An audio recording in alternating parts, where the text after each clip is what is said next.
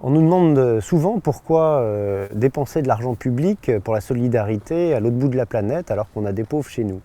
Si la France investit dans l'aide au développement, c'est parce que la solidarité à l'international, ça compte. Et ça compte aussi pour les Français. 2/3 des Français estiment qu'il faut investir dans l'aide au développement. C'est une valeur universelle qui compte pour la France. C'est pour ça que quand il y a eu l'épidémie Ebola, l'Agence française de développement a financé des programmes de renforcement des systèmes de santé, de veille épidémiologique pour sauver des vies et s'assurer que l'épidémie ne pourra pas reprendre à l'avenir. C'est pour ça que l'AFD finance des plans de gestion durable de la forêt dans le bassin du Congo. C'est de l'activité économique pour ces pays, ça crée de l'emploi. Et d'ailleurs, les Français, quand ils achètent du bois avec un label de durabilité, contribuent à cet effort de gestion durable de la forêt du bassin du Congo. C'est aussi pour ça que l'Agence française de développement finance la construction de salles de classe et aussi des programmes de travaux à haute intensité de main-d'œuvre dans le nord du Cameroun qui est exposé aujourd'hui aux attaques de Boko Haram.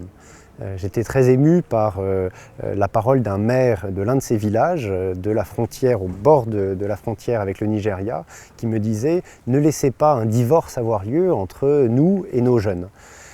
Ces projets permettent donc de donner des perspectives, des opportunités à des jeunes qui, s'ils n'ont pas ces opportunités, risquent de tomber dans les rangs de Boko Haram. Mais ces projets, on les fait aussi parce que c'est dans l'intérêt bien compris de la France et de sa population. Reprenons ces 3 exemples. Quand l'épidémie d'Ebola s'est déclarée, elle a menacé la sécurité sanitaire internationale et c'était une menace pour la sécurité des Français. Investir dans le renforcement des systèmes de santé en Guinée, c'est se battre sur le maillon le plus faible de la chaîne épidémiologique mondiale pour éviter des effets d'externalité sur la santé, y compris dans nos pays.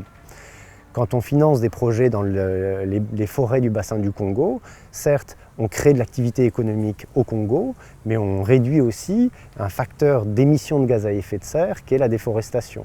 Donc on contribue à la fois à l'activité économique et à la préservation de l'environnement local dans le bassin du Congo. On réduit aussi les gaz à effet de serre qui ont des effets à Paris, à Pékin et aux États-Unis, autant que dans les pays africains.